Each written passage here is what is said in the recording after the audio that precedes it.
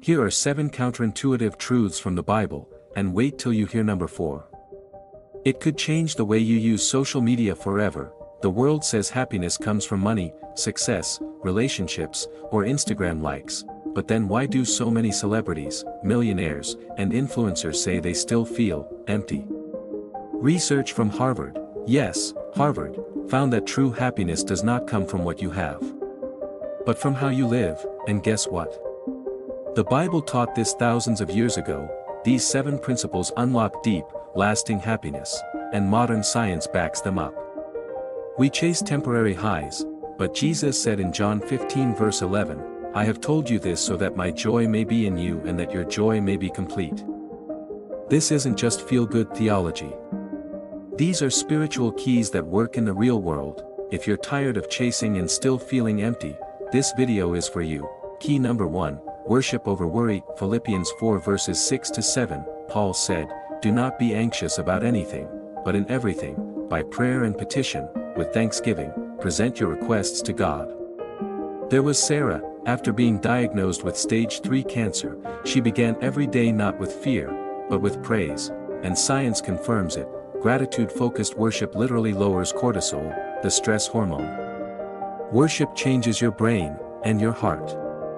Key number 2, purpose over pleasure. Ecclesiastes 3 verse 11.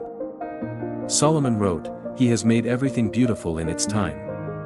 He has set eternity in the human heart, purpose beats pleasure."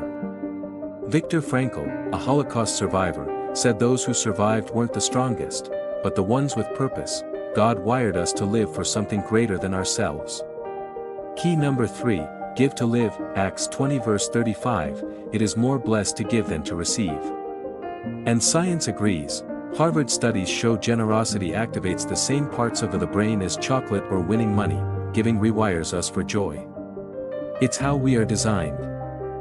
Key number 4, compare less, rejoice more. Galatians 6 verse 4, social media tells us to compare our behind the scenes to someone else's highlight reel. But Paul said, each one should test their own actions without comparing themselves to others. Joy dies in the comparison trap. Real happiness begins when we stop asking, "Why not me?" and start praising God for what He's already done. Key number 5, suffering with hope. James 1 verses 2 to 4, consider it pure joy when you face trials. That sounds crazy, until you meet people like Joni Eareckson Tada. After a diving accident left her paralyzed, Joni found deeper joy than ever before. Psychologists call it post-traumatic growth.